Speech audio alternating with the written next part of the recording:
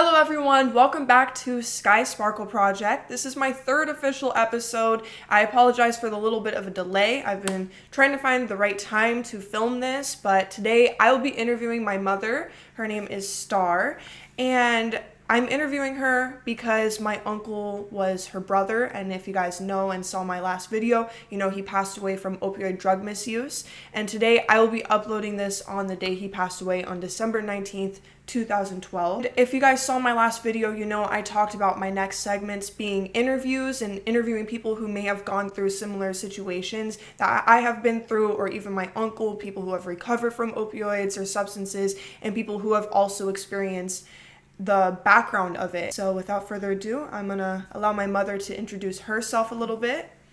Hi, my name is Star, and as she has said, I am Sky's mom. Also on TikTok, I have a channel called The Bizarre with Star because I'm into like weird things like UFOs and aliens and so forth and so on. So if you're into that, you can head on over there. But like she said, Shane, who is her uncle, is my brother. I work in the medical field. So without further ado, let's get right into the interviews. Are you ready, Mom? Sure. All right. Can you please explain your relationship with Unky, which is your brother growing up? Yeah, so he's my brother. We were very close when we were children. Like, if I needed a play partner, he was the one to go to. Eric, my older brother, our older brother, he was older than me by quite a bit, so he didn't want to play with me unless he was trying to scare me. But Shane was my best friend. We used to play with stuffed animals. We used to play so much. I remember a time we used to ride bikes. I was a horrible bike rider. I crashed into many cars. I don't really know why. But anyway, so he felt bad for me a lot of the times, and I would ride with him on his bike, and it was like a Huffy. Do you remember those Huffy bikes? You probably don't, but not very big, but it had like a bar. He's like, you know what, Star, just get on my bar and we'll drive around, ride around on the bike. And so we would do that. A lot of times it was successful, but I do remember a time, he's like, yeah, we're good. And we were by a field that had a lot of those sand spurs. And we fell right into them. And I remember running to the house like, Mom, we got sand spurs all over us. And like Shane fell in the field. Anyways, but he was my best friend. And I think that was the hardest part of dealing with as he got older and we got older in the situations that he ran into. So when did you first start noticing that he was becoming addicted to drugs, or you knew that he was getting into something he shouldn't have been getting into, if that makes sense? So from middle school, now mind you, Shane was like elementary, middle school, he was like citizen of the week. Like, he was the kid that teachers loved because he was such a helper. He was such a helper around the house with mom and dad, and papa. Like, he was that kid. And as he got older, our lives kind of started splitting a little bit because I was very much into theater and sports and involvement in school. I was like little Susie High School, and so I was very much into my own life. And then he started separating into his own life. And that is ultimately, I think high school is probably where we started to see the separation and change within him. What were your thoughts and feelings as you were getting into the realization that he's not heading in the right direction? As I was in high school, in my own life, I started seeing he wasn't home as much. He wasn't involved as much in my life. And, this is a thing, too, is like my parents, your grandparents, were very much involved in my life. And that could have been one of the problems, to be honest. And I don't mean that in a bad thing for Nana and Papa, because they were there for me. I was very involved. Shane, wasn't as much. So he was finding places where he was. And it was with these people, unfortunately, that I kind of knew they were not like great people from looking from the outside, but I just honestly never thought he would be the type of person to get involved in something so negative. But also having an older brother, for him as well, me, getting involved in parties and things like that might have not so good elements involved in it as well. I think were not a great thing for Shane. It probably wasn't until, truthfully, after I got out of high school and things slowed down for me, and actually having you, and first seeing the relationship you guys had, you and Unky had, they were super close, super close. Like, you wouldn't, when they were together, you would not know he had this other life he was involved in. He was gone a lot. Like, he would be gone for days and then come, and then she would be so close to him. They would be very close. If she wanted to hang out with someone, it was Unky over me or anybody else. Like, they were very close, and he was great with her. He didn't intervene that life or push that life onto her. He was very cautious of that. Time went on, and I started seeing things like credit cards missing from, Nana and Papa. He was gone a lot of times. He was losing weight. You started seeing things in his appearance that was looking different. The people he was hanging out with, it were all red flags in my head. And they were red flags for Nana and Papa too, but they ultimately were kind of enablers because they were kind of hiding it. They were like, no, don't do this, but then didn't really do anything about it, hoping that he would change. I remember one time I was working as a beverage cart girl, and I would keep my money in this tin, and because I would get a lot, tips and stuff.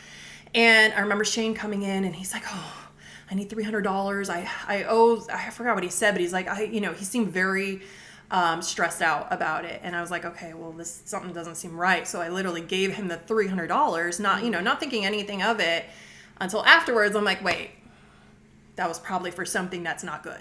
It became a very stressed situation. Anytime he was in the house, I was in the house, my parents were in the house, and I kept telling my parents, I'm like, you gotta do something.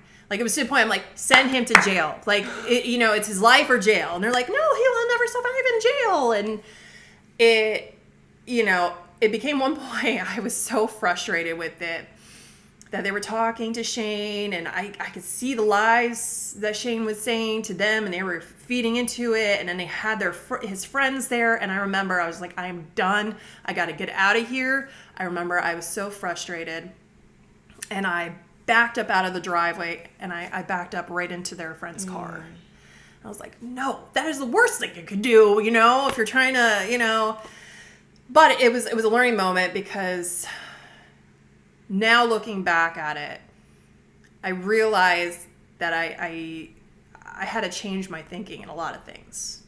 I was dealing with it how I knew how to deal with it then, but yeah. And I noticed also with people who are struggling with addiction and they're around their family, a lot of the times their family, like Nana and Papa, they would kind of put that past them. They would believe the lies and everything, and I feel like that's a common situation with a lot of people. Like, just because you're family, it doesn't mean that they shouldn't get the help that they need, if that makes sense. Like, yeah. He definitely should have gotten the help. I mean, I was only 6. Like you were saying, like, he really hid that from me. You got to remember, too, he came from this, they're seeing this child who was such a great kid, like I always say, like, out of the 3 of us, me and my 2 brothers, like, he would have been the most successful, because, which is just wild to think, but like, he was smart, he was kind, he's a hard worker, he was handsome. I remember going to a modeling agency when we were kids, both of us, and they were interested in him over me, which was cool. I was like, that's awesome. But like, that's just what I'm saying. It's like, he had so many possibilities for his future, but he was stuck. He was caught, and he just couldn't break free from this outer layer that was just grasping him. Can you describe what you remember around the time of when he passed away? And we're right around that time. Yeah. It was today, 13 years ago. I'm filming this December 18th. Yeah.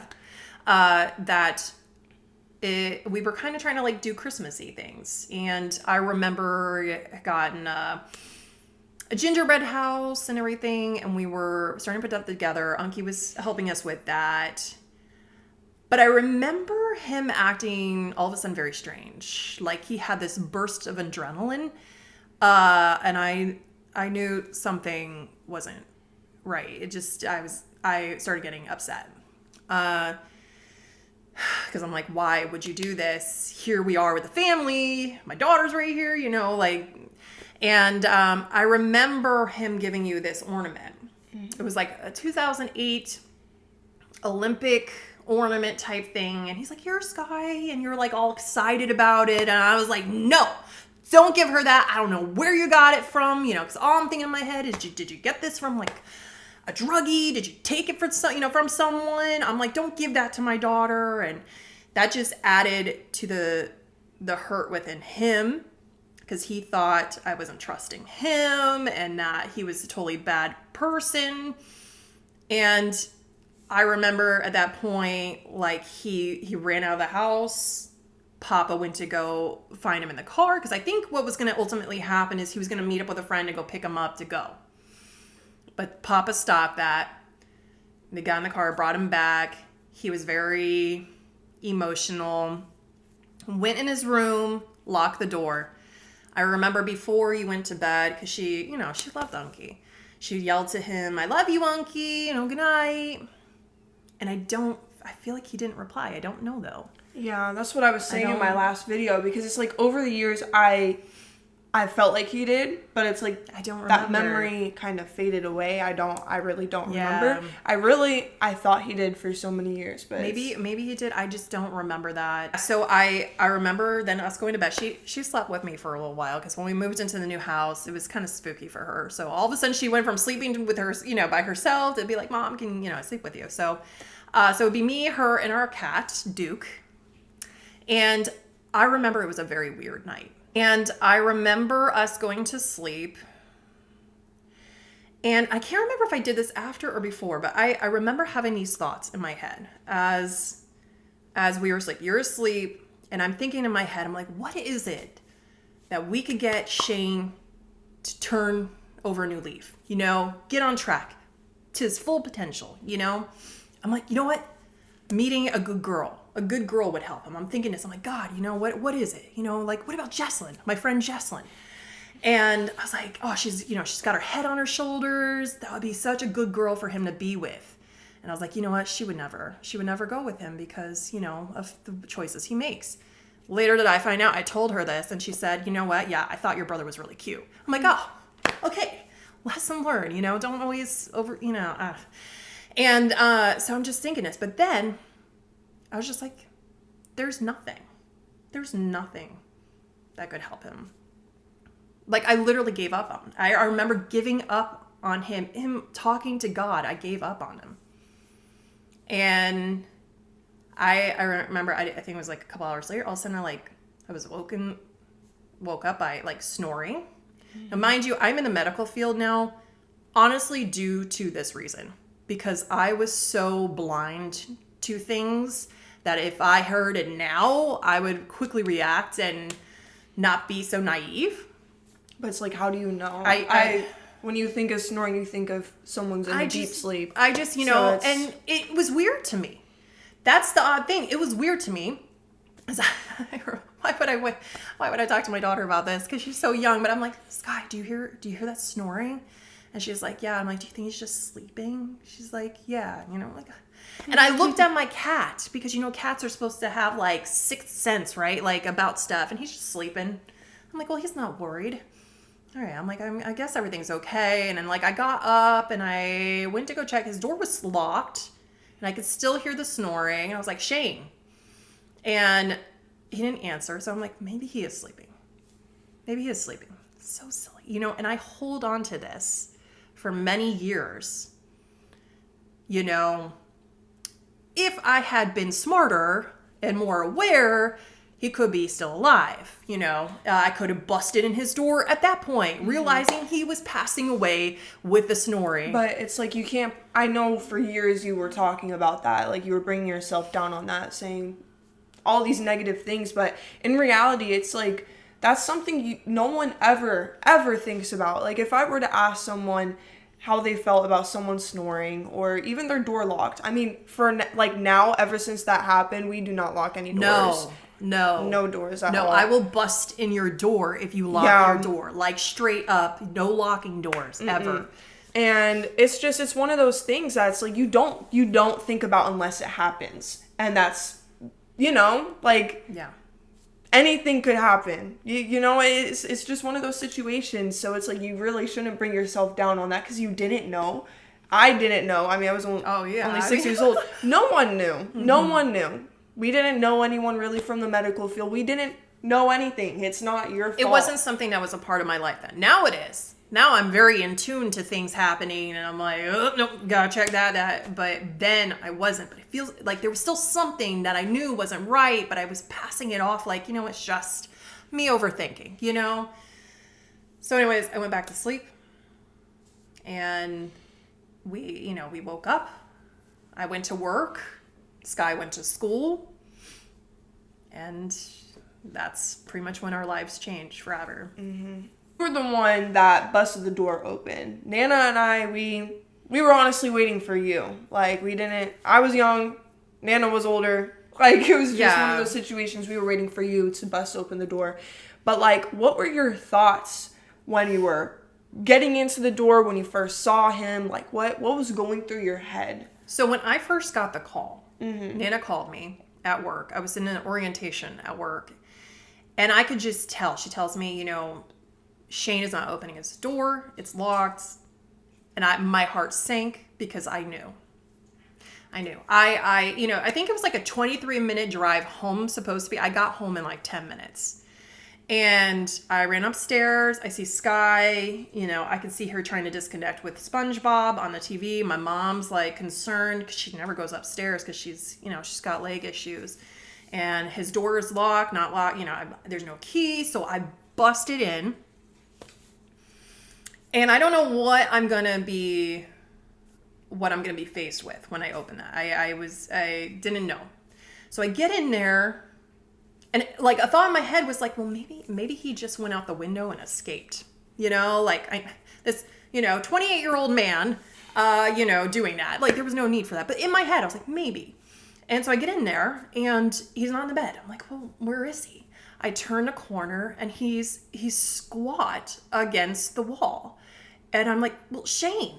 And I go closer to him and I realize he's no longer there. There's blood coming from his nose. I don't mean to get graphic, but like he's black and blue. He was a shell, literally a shell. And I knew he wasn't there any longer. Sky was right behind me coming in to see this. And I was like, I got to get her out of here. She cannot see this. So it's like, let's go. We run down the stairs. I'm freaking out. I'm in shock. Our neighbors hear us. Linda, very kind neighbors. They come, they call 911. My mother stays upstairs with my brother. She's just, it's her baby. 13 years. You think I'd be okay? No, we're not. And I remember, you think it was his arm off? Yeah. His arm off? I was like, no. But yeah, so eventually, thank God our other neighbors, they let us stay the night over there. We went to Toys R Us to try to get our minds off of everything that was happening as, detectives and everything were at the house dealing with all that. Seeing the white van there and them handling that, but, just very thankful for our neighbors to be there for us, to kind of let us step away from that situation, especially for you. How did you process his loss throughout the years? I know it's been 13 years, but obviously it still hits. So in the beginning, it was very difficult, and there was like different stages of, I remember being at his funeral talking and being mad at the people that he hung out with and the choices he made, and just hoping that I would reach out to people. But you know what the fact is that those people didn't show up to his funeral. Remember that, people? Those people will not show up to your funeral. Okay? Those people were not, the people that showed up were people from his past, family members of us. Those people who were part of that lifestyle with him didn't show up. So I wasn't talking to the crowd I needed to talk. But, you know, my thinking has changed because I had a lot of anger. But it changed to, not saying that like I'm going to go hang out with people who choose that kind of lifestyle, but I have a little more understanding that it's something that it's stuck. It is very hard to chisel away. And people that are trying to get clean, it is very hard for them because they have this surrounding family unit, friend unit, who's always worried they're going to fall back. And that is always in their minds. And a lot of times they think, gosh, well, if they think I'm on drugs now when I'm trying to get clean, then I might as well be on drugs. And that is a really hard thing to deal with when you are trying to get clean and trying to have support. And ultimately, too, you know, there was nothing that me, Nana Papa, you, or anyone could do to stop Shane from doing what he was doing. It ultimately had to be him to change, you know, to change the way he thought about things, did things, the help he wanted to take. You know, and the hardest thing for me was just going from this person who was my best friend that I saw all goodness in and see that version of him. That was the hardest part for me. Going through this and through time now, you know, I've had dreams of him and stuff like that where I know he's in a better place and he looks really good. He looks healthy. It's funny because Eric, my eldest brother, he lost his dog and I like had this vision of Shane with the dog and both of them look great, you know? And I know he's looking out, you know, on us and the family. And, you know, it was a struggle that he had here on this earth, which many people do. You know, a lot of people have different kinds of struggles. You hear Oliver in the background. Everybody has different kind of struggles, you know. It doesn't have to be just drugs. And it's important, you know, we as human beings have empathy, compassion. We educate ourselves. We don't have to obsess our lives with it ourselves, you know, and making sure people get clean and do this and do that, you know. But it's important that we are there. We are supporting. We ourselves understand or are educated on what's going on. And to let them know that we are there for them ultimately. Definitely. And to kind of piggyback off of a few points that you made, it is very important to be there for those who are struggling with addiction, but it is ultimately up to them at the end of the day if they want help. You really can't force it upon anyone because you just need to pray for them, honestly, and just be there for him, have that empathy. And another thing too, like you were saying, like not that you're gonna hang around people like that, but over the years I have acknowledged that. Now, if you're spiritual or not, that's completely up to you, but I've always had the mindset of love like Jesus, and I feel like that is so important to me because I can surround myself by anyone. I know deep in my heart I'm not going to make the same bad choices that they're going to make, but it's just really to be there for them, so, and kind of guide them to make better choices, if that makes any sense. And it's, don't judge people for what they go through, you know. Yes, he did terrible things with drugs and really abused them, but when you're faced with someone like that, you can't hate them for it. You have to spread love still. But, and like you said too, you have the right to take away things that are yours for them too. You have the right to, you know, say enough is enough as well. Like, you do have that right, even as family. Yes, be there for them, but understand that you also have to keep your peace in the end as well. Right. But this is why I think it's so important, like your program, Prescription for Prevention, and actually the Sky Sparkle Project, because the more you are educated, the better you're going to know how to handle these kind of situations with loved ones, with friends, and have resources for them. Even like with your Power Words with Sky, just even teaching kids at a young age, like if you, I imagine, like, you know, if more kids had this and had that self-confidence starting at a young age, building up, like, if they're faced with that situation like my brother had, like, maybe they would say no. You know, they'd be like, I don't need to do that. I think with Shane, he was falling off that confidence because, you know, he lost himself. He was, you know, my parents were focused on me, and he went his own route. And unfortunately, that route was not a great route. Right. How did you really know that he was going through addiction, and specifically opioids? Because with my initiative, I'm always talking about prescription for prevention, educating others on opioid drug misuse, and it's obviously all substance misuse in general, but my uncle, he went through opioid drug misuse. So how did you know that he was going through the addiction and specifically opioid drug misuse? So, I mean, appearance was one thing that I first noticed. Like, if you had asked me what exactly was he taking, I don't think I could have told you until after I found out what was like in his system and what he had in the room.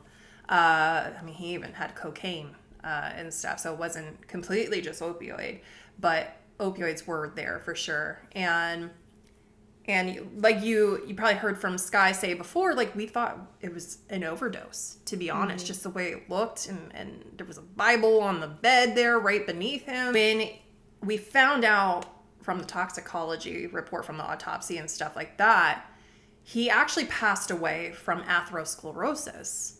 And I'm like, whoa, what is that? You know, we thought this was, you know, an overdose. They found an upper and a downer in his system. And what they found, it was a calcification within his arteries, and that was due to the years of drug use. You know, I felt like he was trying to be careful with his drug use, but you never are in control of drug use. Like, once you start, it's very addictive, and if you manage, you know, it catches up to you still, and that's what happened to him. I think he thought he was managing it. Mm-hmm. And ultimately, it caught up to him. And that was ultimately the develop of his heart condition. And that's what I was hearing, the snoring, was him ultimately having like a cardiac issue and breathing distress and passing away. Are there lessons or realizations that you have learned from this experience? Yes. Life is short. It can be, like, you know, my dad is a big Christian and talks about the rapture is going to happen soon. And I tell him, I'm like, Dad, you know, life in itself is short. Look at Shane. You know, he passed away at 28 years old. 28 years old. You know, love your family, spend time with your family, have more compassion and understanding and empathy towards those around you, and yourself. I think that's important too. How do you think his story has shaped our family overall? Just look at you. You know, this is a little girl who experienced this and this traumatic moment, and she had the choice to either, you know, kind of keep it closed in and kind of melt with it, or take it and make a difference in her life and her friends' lives and the community's lives. And she has taken it and has made a difference. She has taken this tragic moment and turned it into something positive, because ultimately her story that she has gone through with her uncle and seeing this, and the education that she has instilled within herself, is ultimately going to help save lives. And like, you don't know as a parent how these kind of things will affect your kids or yourself or anything. I also think it's made our family a little closer in a sense. We had a very uncertain Christmas Eve. You didn't know how the emotions were going to play out. It was very angry, and there was always like yelling and bickering and this and that. And but after Shane passed away, a lot of that stopped. Like, I could see my older brother and his relationship with my father starting to heal more. You know, there started to be less arguments about silly things, and more honestly, like empathy and just being there for each other and just understanding the importance of family. Can we still work on that? Sure. Yes. But I have seen that. And I have seen, even in myself, I'm going to do my best to not judge people, because it's not for me to judge. I remember this one time I had extreme back pain. I didn't know what was wrong with my back. I couldn't even walk. And I just remember thinking, there's people that live like that day after day after day, and they are just stuck in this pain route and they just want to escape from it. So they turn to things like opioids. They turn to doctors who then fill them with opioids and these kind of drugs. And I started to understand, and I feel like God gave me that to take a step back and understand, that sometimes people get wrapped up into this stuff not even realizing it. And it was just a way to escape the pains that they had. And so at that point I became more understanding, and the word empathetic, and less judgmental, ultimately. What helps you cope or find peace when you think of him now? God. Honestly, God has been my main rock through it all. It has brought peace and light. Direction has seen me through times of sadness and fear. So what brings me peace when I think about Shane now is that I genuinely, there's this kind of knowing feeling that he is in this next stage of life that we will all be in at one point. And I will meet with him again, because I have these dreams where I am with him and I'm just so nonchalant. And then I'm like, okay, I got to go back to the other world, And it's just a feeling that, a comforting feeling, a peace feeling that he's safe and he's not in the situation he was in when he was here. That being said, people who are struggling, it's important for you to grow from your struggle. You have to fight, because that is ultimately what makes us stronger within the next, We're meant to be here on this earth at this time to learn. And, some say, because I'm into that weird woo-woo, right, a little bit, that this is the hardest life, if you will, down here on earth. It's the most challenging. And if you can overcome things, it just makes you stronger.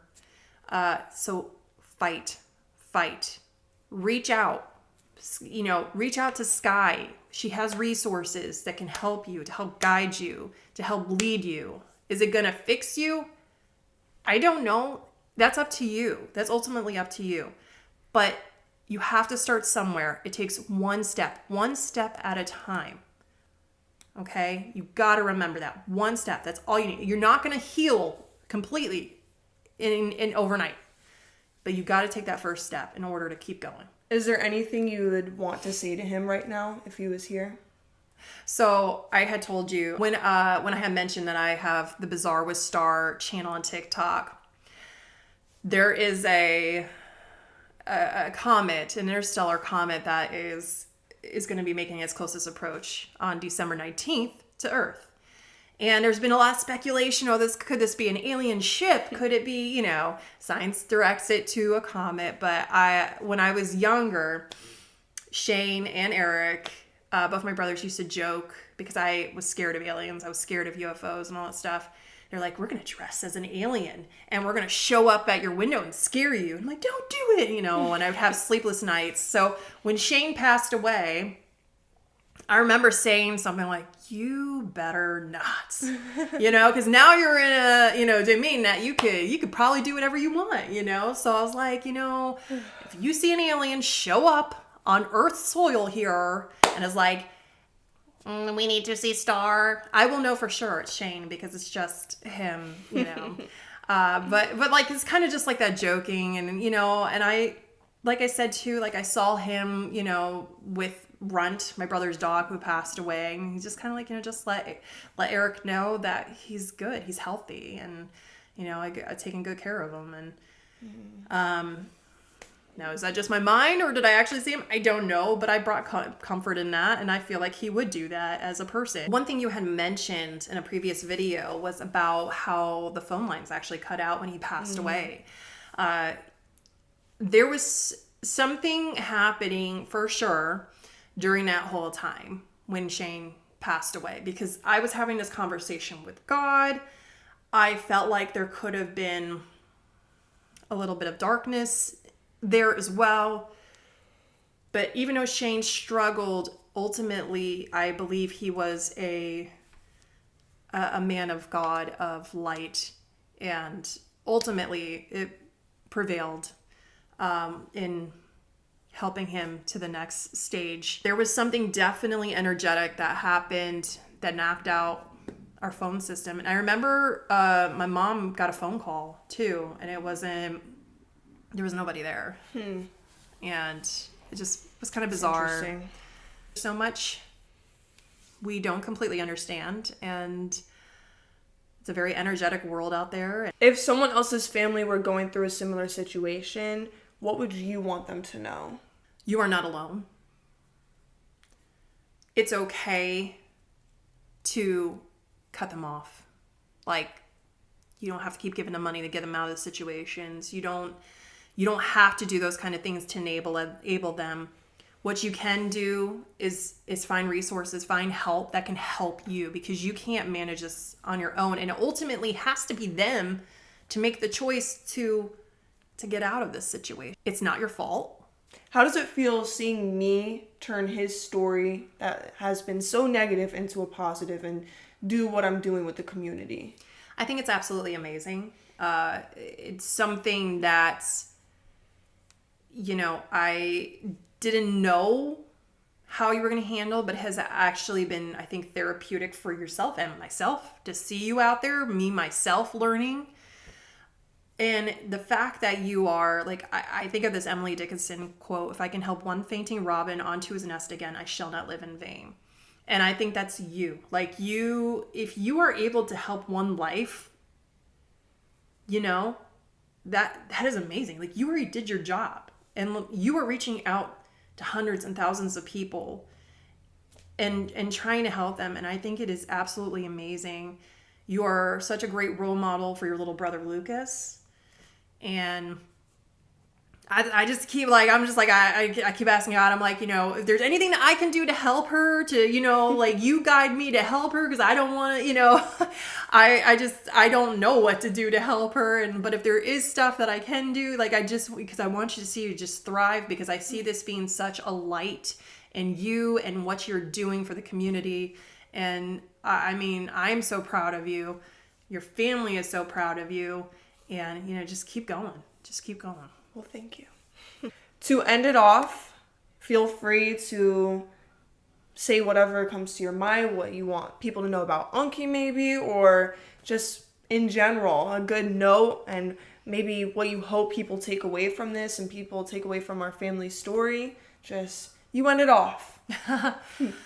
I would say, the thing is, when we're looking at these people who are going through this struggle, they are not a bad person. Understand that. You are not a bad person. You are kind of trapped. You are in a point in your life that is a real struggle. And you can fight. You have that within you.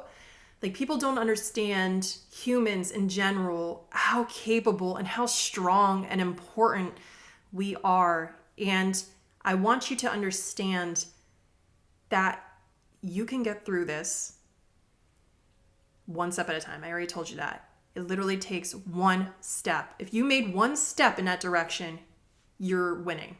You are winning. It doesn't make you a bad person. Okay? Because that's the struggle I had, is because my brother was ultimately such an amazing person, and that's what hurt me the most, is seeing him be like this.